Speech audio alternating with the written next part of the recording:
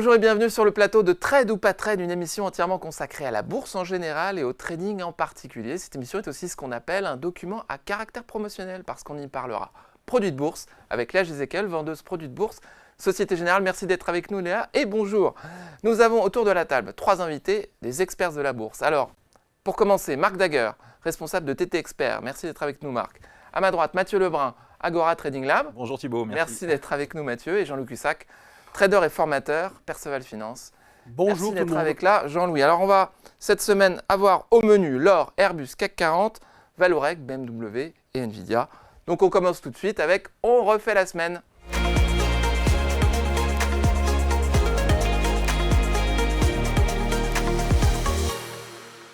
On refait la semaine avec, pour commencer, Mathieu. Enchanté. Mathieu, vous allez nous parler de l'or.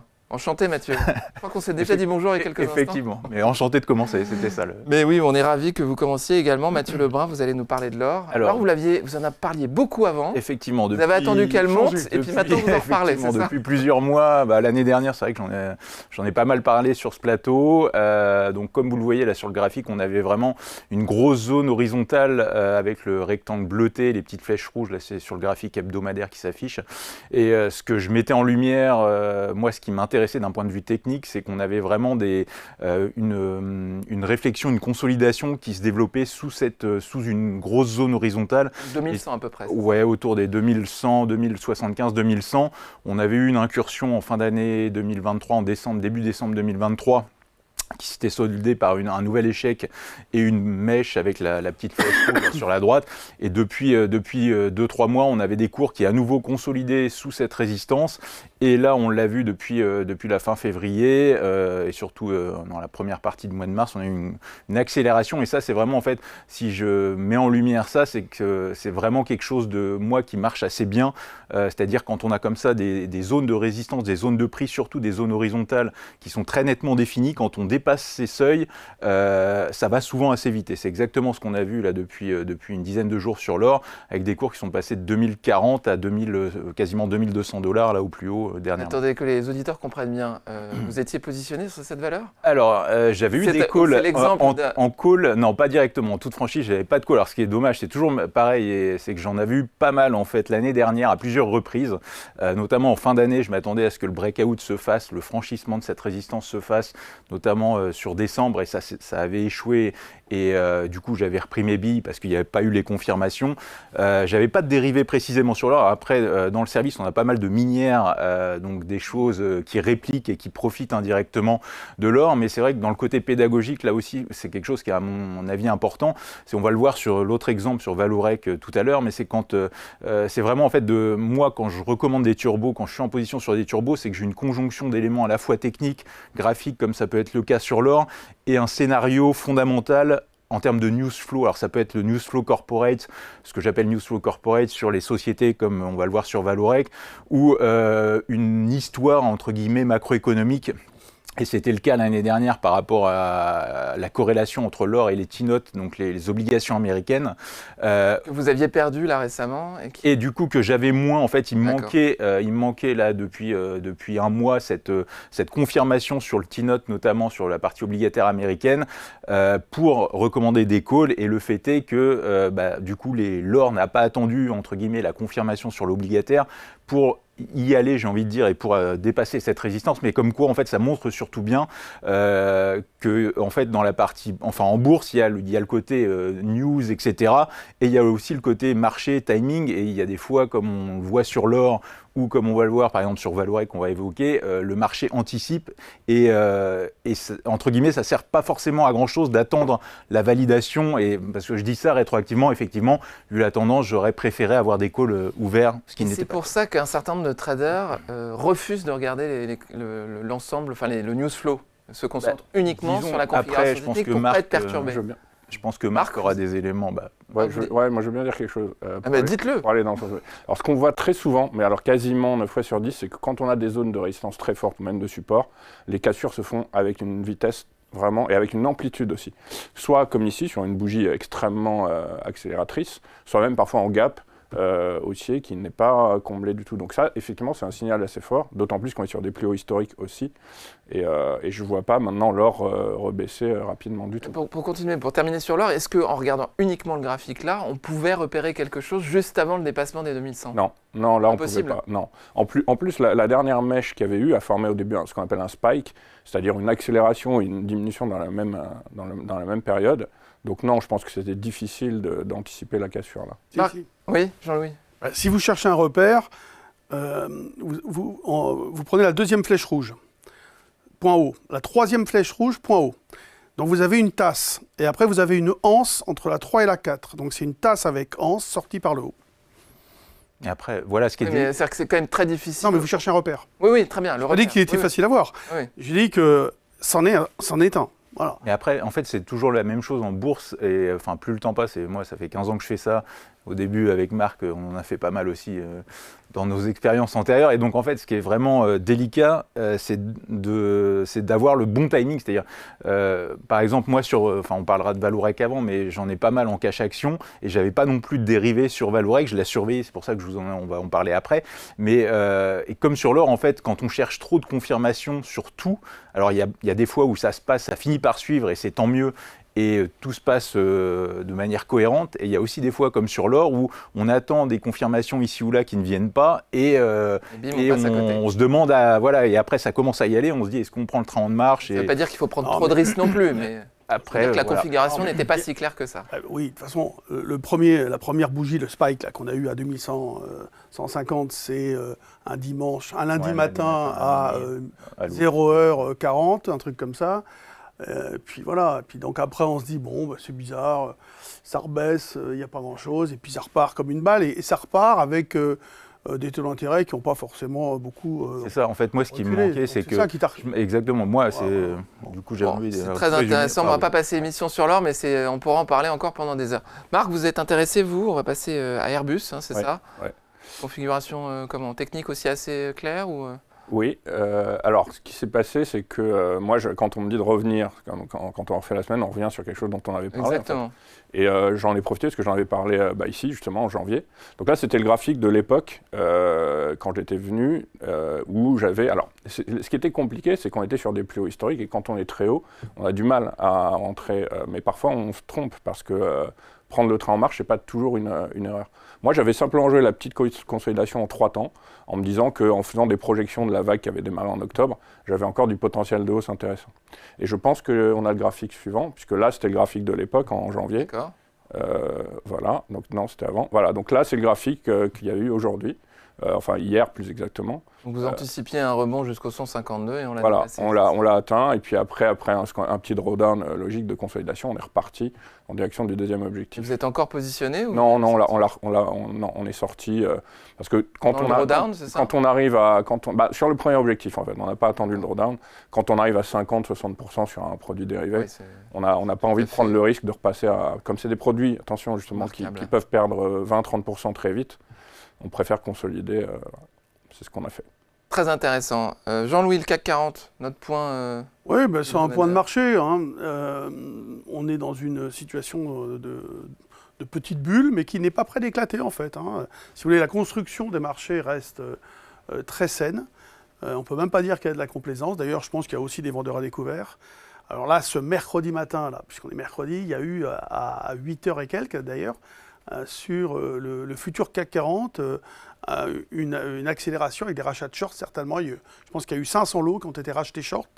Avant l'ouverture du spot? Avant l'ouverture du CAC 40, lundi? Tout à fait. Et là, vraiment, c'était caractéristique d'un vendeur à découvert qui a sauté. D'accord. Donc on risque d'avoir ce genre de choses. On est resté sous les 8000 pendant plusieurs jours. C'était incroyable. Hein. Et le jour où on décolle, je crois que c'est le 10e séance, on part à la baisse le matin et on remonte dans la journée, on accélère à 14h30 avec la statistique. De toute façon, toutes les stats, elles sont bien prises. De toute façon, on y voit toujours quelque chose de bien, encore avec le CPI. Oui, il n'est pas bon, mais il est moins pire qu'attendu. Non, il est pas moins pire qu'attendu. Il est moins pire que certains craignaient. Mais c'est comme ça. Les marchés, là, il y a vraiment... zéro vendeur, les volumes restent modérés, hein, bien sûr.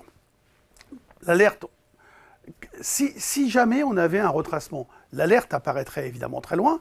Là, je vous ai proposé, par exemple, un retracement de 4%. Normalement, si vous voulez, dans des tendances de fond haussières avec des respirations, mais là, il n'y en a pas. C'est 3%, 3,5%, on va dire, entre 3 et 3,5%. C'est assez précis. Si on regarde comme ça dans les tendances de fond, c'est vraiment ce qu'on observe assez souvent. Là, par exemple, on pourrait imaginer un retracement donc, de 4%, et encore maintenant, il faut mettre un cran dessus, parce que le marché a accéléré, puisque ce graphique date de mardi matin. Voilà, on est au-dessus de 8100. Mais voilà, on pourrait revenir éventuellement vers 7008, 7750, donc à peu près, et ça serait l'occasion d'acheter. C'est-à-dire que ça serait normalement le retracement caractéristique de je cherche des opportunités, et probablement dans une situation de ce genre, il faudrait tenter des achats. Donc voilà, c'est assez particulier. L'amplitude est très très grande. Il y a le fameux gap LVMH, il y avait eu le gap aussi précédemment ASML on le voyait très bien sur l'Eurostoxx 50. Donc voilà, des marchés verrouillés, ce qu'on appelle des marchés verrouillés à la hausse. C'est-à-dire que même dans la journée, bon, on n'a pas des retracements importants, on en a eu. Alors, on en a. Donc, c'est pas si mal que ça. On arrive à acheter. Alors, il y a ceux qui vendent à découvert. Après, moi, ce que je leur dis, c'est que les volatilités implicites ne sont pas non plus au tapis comme fin 2019, mais elles sont faibles. Par exemple, sur le CAC, on est à 11,2, et c'est stable. Hein. Malgré la hausse, elle ne baisse pas. Donc, moi, je leur dis, si vous vendez, achetez le call en face, quoi. Il faut se protéger absolument. On ne peut pas se permettre d'être short comme ça dans un marché qui envoie des messages avec la pression systématique sur tout ce qui est vendeur à découvert. Très bien. Très grosse pression. Le canal, combien 6008, 7005 et semble très très loin. Celui dont on a parlé toute l'année dernière. Ouais, on est 700 points dessus. J'aurais juste rajouté un petit truc pour aller dans le sens de Jean-Louis. Il ne faut pas oublier que le CAC aujourd'hui est énormément pondéré par le luxe. Et quand on regarde les valeurs du luxe au cas par cas, techniquement, tout est passé positif. Donc ça joue aussi dans la globalité. Très bien. J'ai une chose à rajouter aussi, c'est la gestion des ETF. Hein. C'est vraiment tous les flux ETF sont extrêmement importants et ils sont positifs chaque semaine.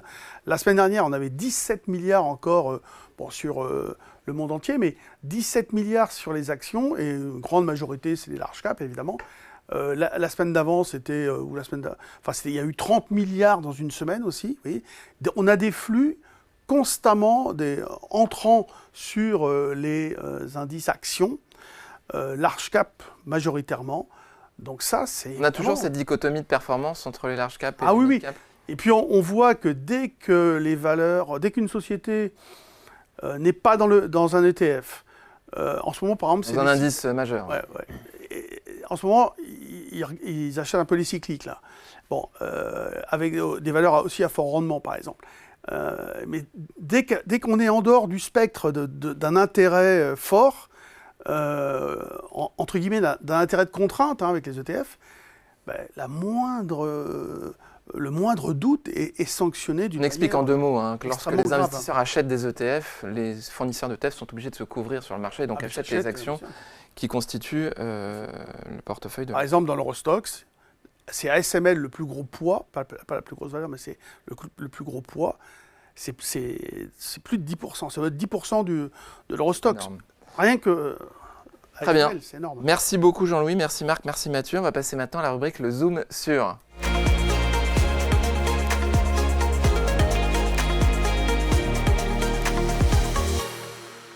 Le Zoom sur avec Léa Gézéquel, vendeuse produits de Bourse Société Générale, qui va nous parler d'une fonctionnalité du site internet SG Bourse, le portefeuille virtuel. Oui, effectivement, puisque je le rappelle, les produits de bourse sont des produits qui sont destinés à un public d'investisseurs avertis.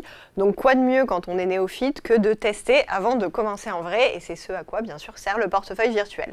Donc quand vous êtes sur le site sgbourse.fr et que vous voyez un produit qui vous intéresse, vous pouvez le sélectionner pour le mettre dans ce qu'on appelle le portefeuille virtuel. Donc il suffit de vous créer un compte client, ça va très vite, c'est juste un email et un mot de passe. Aucun engagement. Aucun engagement, aucune coordonnée bancaire, quoi que ce soit.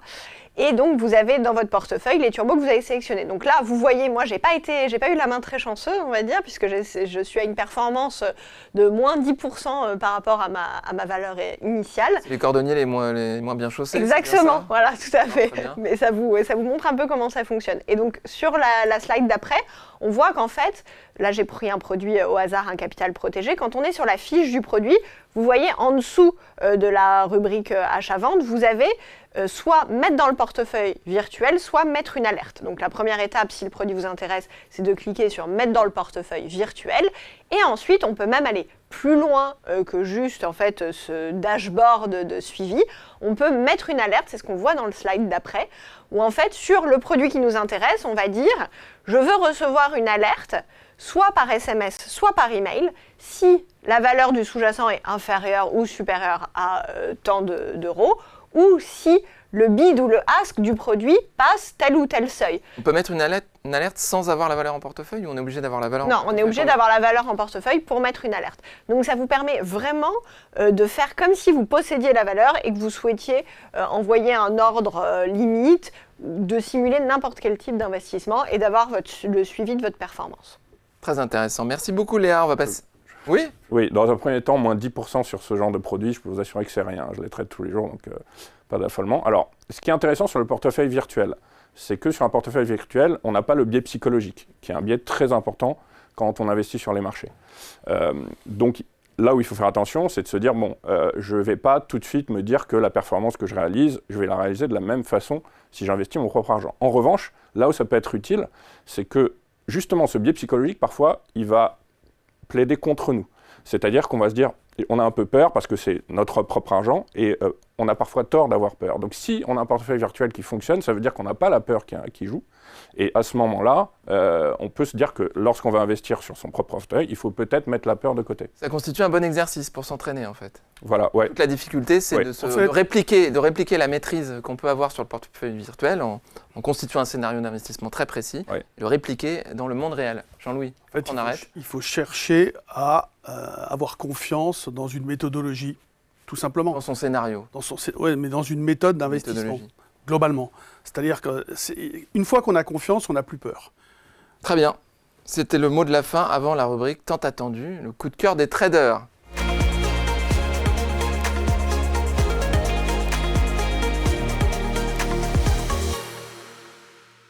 Le coup de cœur des traders, vous connaissez le principe de cette rubrique tant attendue. Les 3 traders assis autour de la table disposent de 60 secondes chacun leur tour pour convaincre les 2 autres pour déterminer s'il y a trade ou pas trade. Ils l'affirmeront avec leur petite pancarte, leur petite raquette de ping-pong rouge ou verte. Alors on va commencer avec Mathieu Lebrun, Agora Trading Lab, qui va nous parler de Valorec. Est-ce que vous êtes prêt, Mathieu? On y va, j'attends. Vous êtes sûr? Ouais. Ok, moi j'étais pas prêt, maintenant je suis prêt. 3, 2, 1, c'est parti. Donc Valorec, bon, je pense que tout le monde connaît un peu la société. Ce que j'ai apprécié dans la société, c'est qu'on avait eu une bonne publication en février, c'était le premier point intéressant. On avait un news flow sectoriel, ce que j'ai évoqué tout à l'heure, enfin le news flow corporate, donc ça peut être sur la société en elle-même ou sur le secteur, avec l'italien Tenaris, c'est un peu l'homologue italien de Valorec, qui avait publié lui aussi des bons chiffres.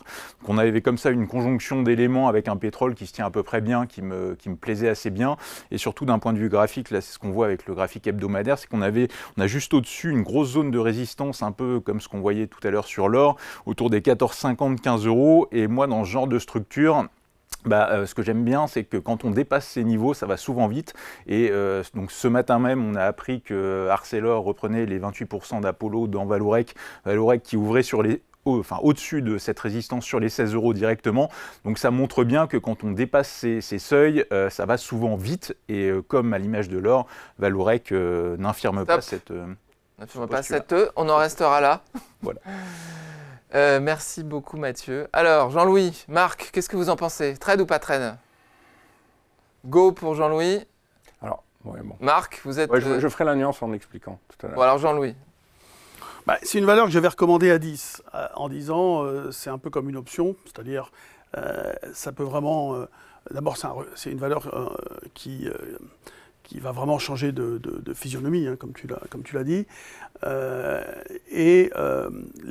Autant les avis étaient négatifs, il y avait vraiment autour de Vallourec vraiment un sentiment de catastrophe. Star déchu. Star, c'est longtemps, mais il fallait du lourd pour renverser cette image, cette perte de confiance. Et il y a eu en effet une série d'annonces, de chiffres, etc. Alors là, tu dis qu'elle vaut 16 là actuellement, c'est ça?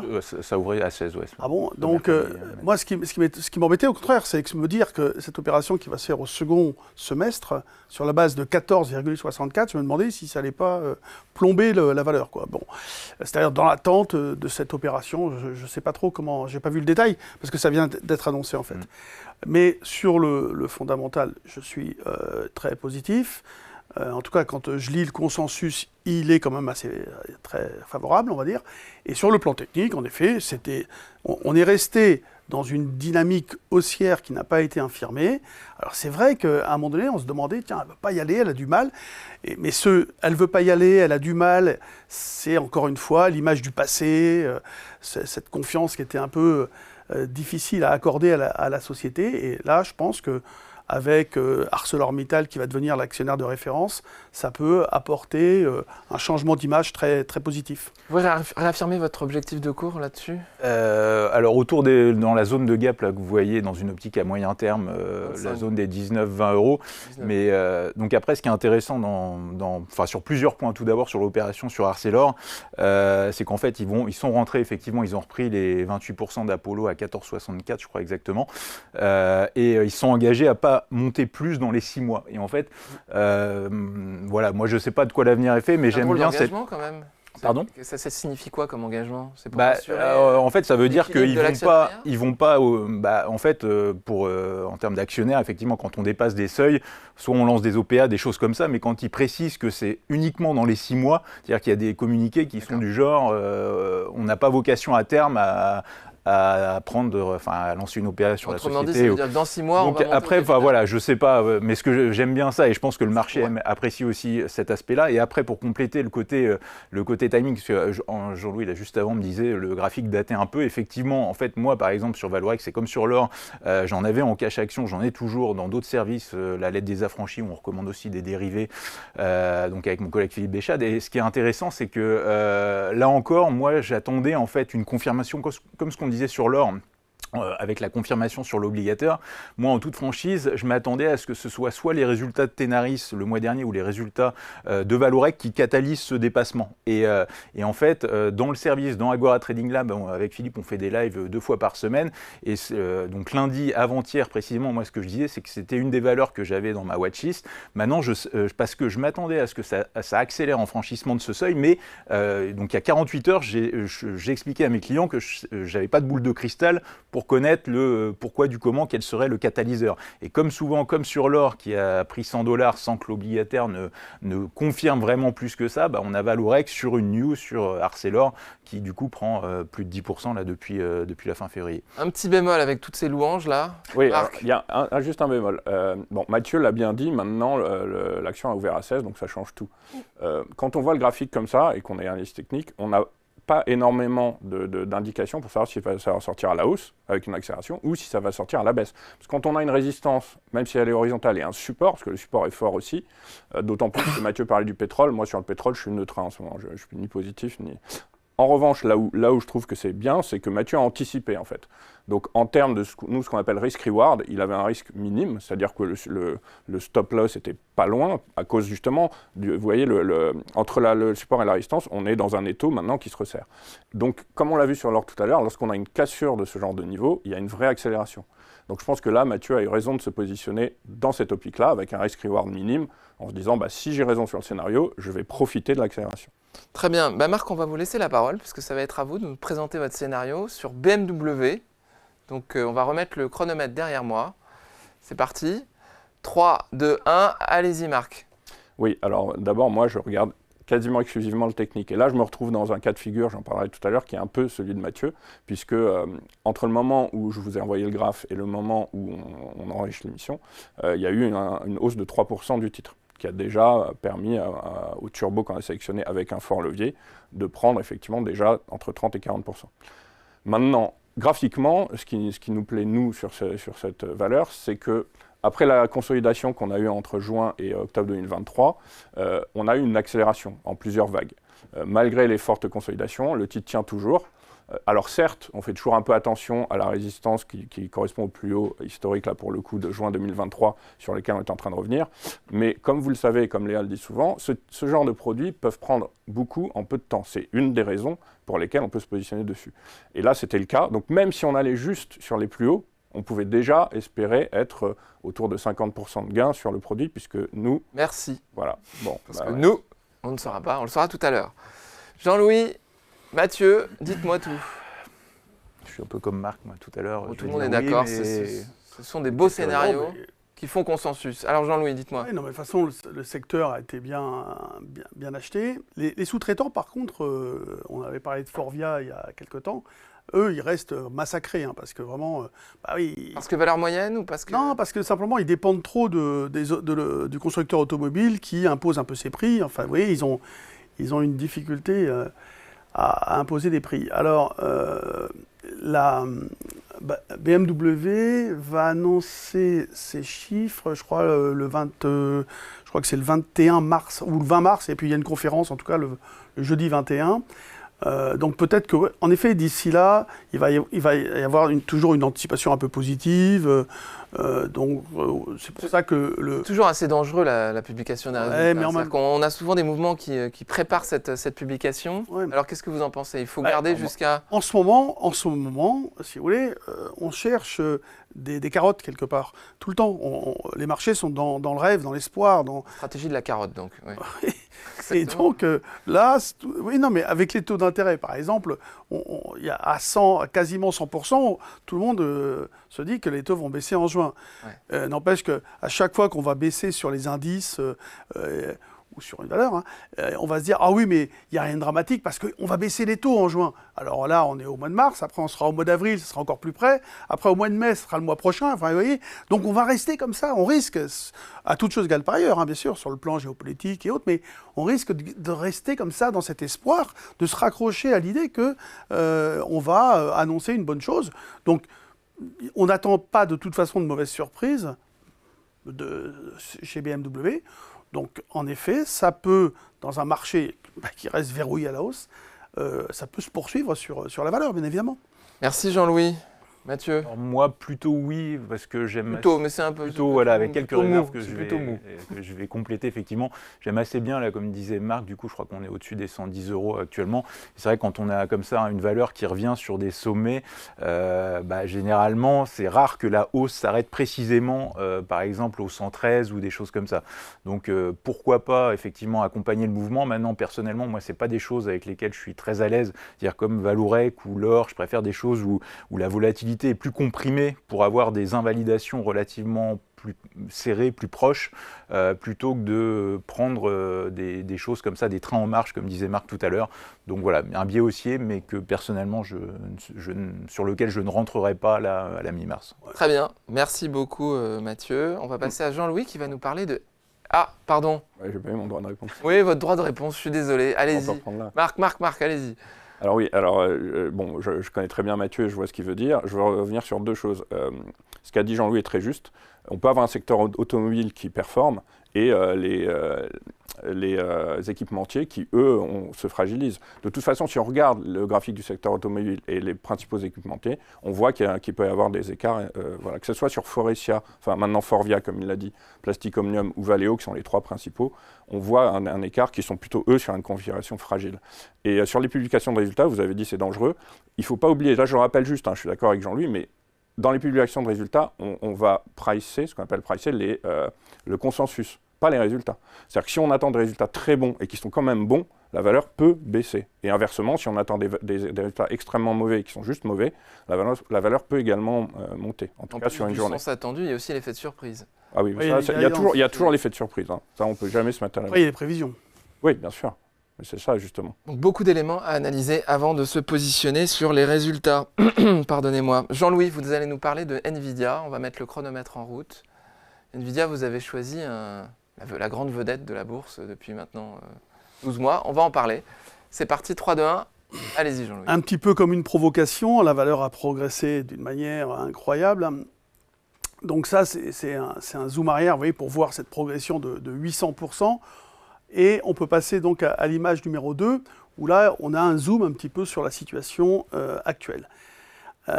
Sur le plan purement technique, il y a ce qu'on appelle un avalement baissier qui est vraiment une figure baissière. Donc moi, si vous voulez, là, on short, on vend à découvert NVIDIA. Donc c'est pour ça que c'est un peu, entre guillemets, gonflé. Et d'ailleurs, bon, elle a baissé le lendemain, c'est validé. Et hier, elle a repris jusqu'à 9% par rapport au plus bas. Elle avait perdu, je ne sais plus combien, de 13,8. C'est une valeur extrêmement volatile. Donc, c'est sûr qu'on en rediscutera un petit peu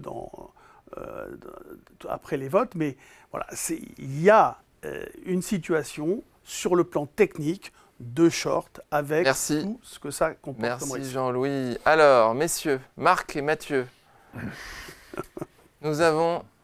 Ah, je suis très très surpris. J'allais dire, Jean-Louis, vous êtes peut-être le seul trader sur la place de Paris à être négatif sur NVIDIA. Eh bien, je me trompe, ils sont 3. Allez-y. C'est pour ça que ça monte. Alors oui, alors là, je vous rejoins tout à fait. NVIDIA est une valeur qui a un biais haussier qui est vraiment phénoménal. Vous l'avez dit, c'est la star qui a même tiré le Nasdaq parfois vers le haut, parce que quand on regarde Apple ou alors les autres grandes majeures de la tech, elles ne se comportent pas aussi bien. Maintenant, là où c'est toujours difficile de trancher vraiment sur un oui ou non. Là où je rejoins Jean-Louis, c'est que l'avalement comme ça, et cette espèce de presque spike récent, c'est intéressant. Spike, excusez-moi, précisez. Spike, c'est la bougie rouge qu'on a, c'est-à-dire une accélération à la hausse et puis après tout de suite à la baisse dans une même journée. D'accord. Donc là, si Jean-Louis se positionne à la baisse sur du court terme, je vais le rejoindre. C'est pour ça que j'ai hésité. Si en revanche, il pense que ça peut consolider, genre, je ne sais pas, par exemple, sous les 775 ou sous les 750, là, non, j'aurais mis un rouge. Donc pour anticiper une consolidation à court terme, oui. Maintenant, pour un retournement plus important, j'aurais dit non. Voilà. Très bien. Mathieu ? Alors moi, plutôt oui. Alors il y a deux choses qui me dérangent. Il y a l'avalement que j'aime bien, effectivement, où ça, d'un point de vue théorique et purement technique, si on ne vend pas ça, faut arrêter l'analyse technique. C'est intéressant. Et en fait, en toute franchise, j'ai recommandé des puts vendredi dernier, après l'emploi US, justement dans cette idée, quand on avait NVIDIA couvrait en hausse au-delà des 950 et ça commençait à s'essouffler. J'ai recommandé des puts indirectement sur le S&P 500 qui vont profiter donc forcément de la baisse de NVIDIA. Alors après, le petit élément qui me dérange, c'est le cap juste au-dessus des 1000 $. En fait, vendredi dernier, quand je suis rentré sur des puts, pour tout vous dire, j'ai attendu qu'il y ait un début d'essoufflement parce qu'on avait l'emploi US qui était plutôt bon, etc. Et donc, je me demandais, est-ce que, vu qu'on venait de prendre 20% en 5 jours en ligne droite, on n'allait pas en prendre 5 ou 7 de plus pour aller chercher ce cap rond des 1000 $. Donc après, moi, c'est juste la proximité de ce seuil rond des 1000 $ juste au-dessus qui me fait un peu peur. Mais c'est vrai que, étant donné l'avalement, d'un point de vue purement et strictement analyse technique, analyse graphique, c'est vraiment des choses qu'on trouve sur des sommets de marché, en l'occurrence sur NVIDIA ici, quoi. Je suis surpris que vous n'ayez pas parlé du fait qu'à chaque publication de résultats, NVIDIA surprend positivement le marché. Donc un scénario baissier, vaut mieux le faire entre 2 publications de résultats. Alors, il vient de le passer. Pour le coup, oui, en fait, donc il faut se dépêcher si on est baissier. Moi, j'avais fait des puts NVIDIA post-publication. Alors pour le coup, j'avais attendu la publication parce qu'effectivement, quand on a comme ça, en fait, en termes de statistiques, quand vous avez une société qui, sur les 8 publications précédentes, a surpris 7 ou 8 fois à la hausse, vous avez 3 chances sur 4, voire plus, que sur la publi, ce soit bien pris. Enfin, c'est des momentum de marché. Et donc voilà, moi j'attendais la publication. Et derrière, en fait, c'était le vendredi, je crois que c'était le 22 février de mémoire. Et en fait, c'était une toute petite consolidation. Enfin, j'avais dû la vendre, on était à 820 et je m'étais racheté sous les 800. Donc ça faisait un 5-10%, c'était sur un varan. Derrière, j'étais sorti et bien m'en avait pris parce qu'à l'époque, je pensais franchement pas qu'elle irait déjà sur pas loin des 1000 $ en ligne droite derrière début mars. Mais donc effectivement, oui, pour les publications, attention et surtout après pricing des produits là aussi, alors c'est peut-être un autre élément, mais en gros, quand on est sur des publications, que ce soit sur Vallourec, Nvidia ou autre, le pricing des produits fait que il y a des parents plus particulièrement. Notamment sur les parents, c'est que la volatilité implicite augmente. Et puis après la publication, ça descend. Parce qu'on sait qu'il y a statistiquement. Ça serait intéressant de regarder si on a eu une respiration du cours de Nvidia quelques temps après les publications. Il faudrait qu'on fasse une petite analyse.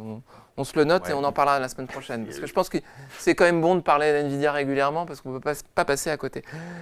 Un dernier mot ? Investir sur une idée de baisse, c'est toujours un petit peu provocateur, bien évidemment. Surtout sur Nvidia, on le répète. Et surtout sur Nvidia, nous sommes d'accord. On peut tout de même le faire avec d'abord avec précaution. Hein. Bien sûr. On peut très bien se dire, bon, d'abord je ne veux pas le faire, c'est trop dangereux, ou alors je vais le faire sur un investissement très, très modéré, sachant que l'amplitude du gain peut être extraordinaire, bien évidemment. Après, on peut aussi hedger sa position, c'est-à-dire on investit sur l'idée que ça va baisser pour Nvidia et on se dit, bon, pendant ce temps-là, le SP500, qu'est-ce qu'il va faire? Alors, il a fait une petite bougie aussi d'avalement baissier. Mais hier, quand Oracle a dit, nous aussi, on est dans l'IA, elle a pris 11 3/4. Ouais. Donc, elle est venue prendre le relais. Il y a le relais sur la performance, etc. Mais il y a aussi le relais au point de vue moral, si vous voulez. Espoir. Voilà, il y a encore des valeurs qui peuvent apporter des choses, etc. Donc les indices sont repris. L'avalement baissier, que ce soit sur Nvidia ou sur l'indice Standard & Poor's, n'est pas infirmé. Mais c'est vrai que c'est pas là, dans les mois qui viennent, on va avoir un certain nombre de publications d'entreprises qui vont tous nous dire qu'ils sont dans l'IA. Un peu comme en 99 ou 2000, où tout le monde disait, on était sur Internet, vous vous souvenez du slogan de France Télécom, bienvenue dans la vie.com. À l'époque, c'était en 2000. Et ça finit tout ça par créer quelques déceptions c'est pas pareil, au portefeuille des investisseurs. On va voir. Je ne le souhaite pas, évidemment. Alors, merci messieurs pour ce coup de cœur des traders, très très intéressant. Maintenant, on va passer à la rubrique « À vos marques ».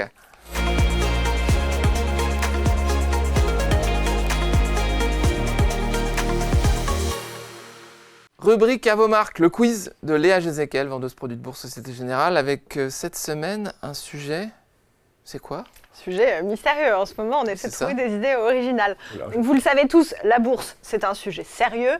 L'investissement n'est pas une thématique à prendre à la légère, mais pourtant, parfois, la bourse a quelques trouvailles, quelques éléments qui sont originaux. Et aujourd'hui, on va parler de ça. Quand la finance fait dans l'original, voire le loufoque. Un sujet très original. Chaque fois, on demande ce qu'elle va nous trouver. Bon.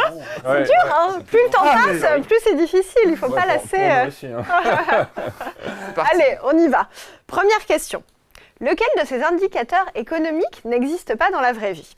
Première réponse, l'indicateur des gratte-ciel, qui compare la construction des immeubles les plus hauts avec le cycle économique. Deuxième possibilité, l'indicateur Subway, qui compte le nombre de sandwichs de la marque consommés dans un pays pour estimer l'évolution du pouvoir d'achat. Et enfin, l'indicateur qu'on appelle R-Word, qui compte les mentions du mot récession dans la presse. Marc. J'aurais dit le 2. Eh bien, c'est bien, Marc. Franchement, là... Je vais rajouter deux choses. D'abord, je sais qu'il y a un indicateur McDo, donc je me suis dit, est-ce qu'il y a aussi un Subway? Ensuite, vous avez fait attention parce que vous avez dit, sur la 3, vous avez dit l'indicateur qu'on appelle R-Word, donc si vous dites qu'on appelle R-Word, pour moi, il existe. Il y a des stratégies. Voilà. Là, on sent donc après, ça réfléchit. Il y a de la matière grise. Non, mais je me suis dit exactement la même chose. Ah, c'est vrai. Mais par contre, l'indicateur des gratte-ciel, je connaissais, donc voilà. Et je me suis dit, Subway, ça, c'est non, c'est pas possible. Non, effectivement, alors que pourtant, il y a un indice McDo, donc ça aurait été... moi, j'aurais su. C'est pour ça que moi, j'ai dit... je connaissais pas le gratte-ciel en toute franchise, j'aurais dit le 1. Je pensais effectivement le Subway comme il y a McDo, ça me semblait pas impossible.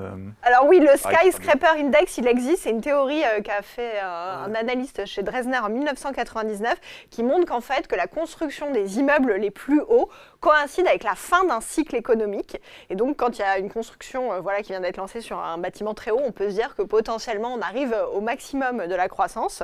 Et ça a été entériné, bien sûr, par l'Empire State Building en 1929, qui a précédé la plus grosse crise économique du XXe siècle. Ça date un peu, mais effectivement. Avec ce qui se fait à Dubaï et autres, enfin bon. Ouais. C'est un vrai indicateur. Je vous laisserai seul juge de la pertinence de ces indicateurs. Et enfin, l'indicateur AirWord. Donc lui, il a été créé par le journal quand même très sérieux The Economist, qui va compter en fait dans le Washington Post et dans le New York Times le nombre de mots qui commencent par R, récession, et va en déduire à quel point c'est une sorte de boulevard sentiment en fait. S'il y a beaucoup d'occurrences du mot récession dans ces deux médias financiers majeurs, on peut considérer que la récession est effectivement proche. Un point pour Marc. Deuxième question. Lequel de ces indices boursiers thématiques a véritablement existé? S'agit-il, petit 1, de l'indice qui regroupe les sociétés dont les marques apparaissent le plus dans les films de pop culture? 2, l'indice regroupant des sociétés en lien avec la production de wasabi. 3, l'indice basé sur des sociétés mentionnées par les tweets de Donald Trump. Trop tôt. Ah non. Vous êtes éliminé. Non.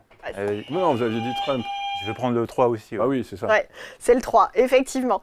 Et c'est en 2017 qu'un banquier privé a eu l'idée de créer en fait 2 indices complètement en lien avec Donald Trump. Un sur haussier Donald Trump, on va dire, où à chaque fois que Donald Trump faisait un tweet en vantant les mérites d'une société, hop, la société passait dans cet indice haussier. Et l'autre, au contraire, où tous les tweets où Donald Trump s'amusait à dézinguer une société passaient dans l'indice baissier. Et donc, on s'est rendu compte quelques temps plus tard que finalement, l'indice haussier Donald Trump surperformait de 10% le S&P 500, quand l'indice qui reprenait les tweets ravageurs de Donald Trump sur des valeurs qu'il jugeait baissières, sous-performait lui de 2,2% l'indice. C'est bien surprenant. C'est comme Jim Cramer. Ça me fait penser à Jim Cramer sur CNBC parce que il est suivi parce que dès qu'il sort quelque chose, c'est vraiment. Il y a toujours une meute qui suit. C'est surtout que c'est vraiment, il se passe l'inverse en fait 3 fois sur 4. Donc. Ouais, moi je veux juste saluer l'imagination où j'ai le travail de Léa parce que les fausses réponses en fait inventées donc du coup sont quand même pas mal. Alors c'est un travail de groupe, je ne suis pas seule productrice du quiz. Justement. Un point pour Mathieu, un point pour Marc. Ce jour-là, ils sont allés au restaurant, le wasabi lui a piqué la bouche, ils se sont dit... Alors, troisième question. Lequel de ces noms de tickers de valeur n'existe pas? Je rappelle juste, un ticker, c'est le nom court pour désigner la valeur sur les logiciels professionnels comme Bloomberg ou Reuters. Alors, on a Boom pour la société d'explosifs DMC Global, Woof pour l'animalerie Petco Wealth and Wellness, ou Cool pour Six Flags Entertainment Corporation, qui est une entreprise de parcs à thème régionaux.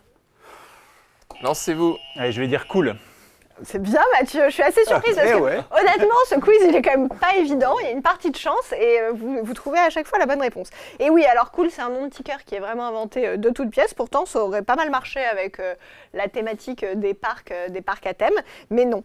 DMC Global par contre effectivement s'appelle bien Boom, donc DMC Global je rappelle c'est une société qui est spécialisée dans les produits explosifs perforant, donc ça va énormément servir dans l'industrie pétrolière en fait, pour la mine. Voilà, pour extraire les minerais, d'où le boom forcément, c'est le bruit.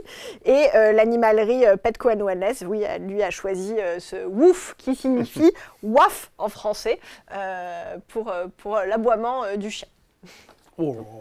Donc c'est intéressant, c'est que, en fait, ce sont les sociétés qui choisissent le titre. Voilà, tout à fait. Ils ont la possibilité de choisir parmi ce qui est disponible, bien entendu. Donc ils ne veulent pas se prendre au sérieux. 2 points pour Mathieu. Voilà. 1 point pour Marc, 0 pour Jean-Louis. Jean-Louis va nous rattraper ça. Je le sens. Alors, 4e question. Laquelle de ces actions ne porte pas le nom d'une personne qui a réellement existé? S'agit-il de l'action Rémy Cointreau, de l'action AP Moller-Maersk ou de l'action John Wood? Ah non, on ne dit pas que c'est... À côté. Jean-Louis. John Wood. Non. Alors c'est Moller. C'est Moller. Moller, ouais. Merci. Rémy, après, c'est quoi parce que... La deuxième. Non mais il y a un I, c'est le prénom, l'action Rémy Cointreau, il n'y a pas Y? Oui, c'est un Y, oui. Et je me suis dit, est-ce qu'il y a des pièges dans les deux noms de famille? Après, deux noms de famille. C'est un Y, mais... Non, alors bon, cette réponse n'ira à personne. Alors il y a peut-être effectivement une faute de frappe. C'est Rémy Cointreau, donc personne ne l'a dit. Oui, effectivement, puisque ça ne tire pas son nom d'une personne réelle. C'est la famille Rémy avec un Y, qui produit la liqueur française de Cointreau. Oui. Donc ce n'est donc pas le nom d'une personne, contrairement au premier transporteur maritime mondial, AP Moller, qui tire son nom du capitaine Peter Maersk Moller, vous me pardonnerez l'accent, et John Wood, qui est la société de pêche écossaise, qui vient vraiment... Messieurs, on vous a piégé. Je félicite Léa. Surtout le i, pour c'est ce piège tendu. Vous êtes tombé dedans tout droit. 0 point pour vous. 5e question. Allez, la dernière. Lequel de ces surnoms de devises n'existe pas? Le ninja, le kiwi ou la Bertha? J'ai le ninja. Ouais, je dis la 3, moi. Attendez. Bravo Mathieu, c'est vous, c'est pour vous. La Bertha n'existe pas. Non. Le symbole emblématique de l'Australie est le kiwi. Ça a donc été naturellement repris pour la paire de devises USD dollar américain versus dollar néo-zélandais, quand le ninja, fameux guerrier du pays du soleil levant, a été repris pour la paire USD JPY yen. Donc c'est la Bertha. Merci beaucoup. Qui a gagné? Mathieu. C'est Mathieu. Comme quoi la place. 3 points, hein. Bravo. Ah ouais, là, ça, Par écrasante sur Deux points. sur vos collègues. Non, 3 points. Non, je crois que j'ai 2. 3 points. J'ai jamais eu autant de 1 point bonnes pour réponses. vous, 3 points pour Mathieu, 0 pour Jean-Louis. D'accord. Écoutez, excusez-moi. Ah ouais. Vous remettez beaucoup en cause Oui, tout le le temps. leadership les de règles. cette Tout le temps, j'aime bien. Vous avez raison, vous avez raison. Merci messieurs, merci Jean-Louis, merci Mathieu, merci Marc, merci Léa. Et à la prochaine fois.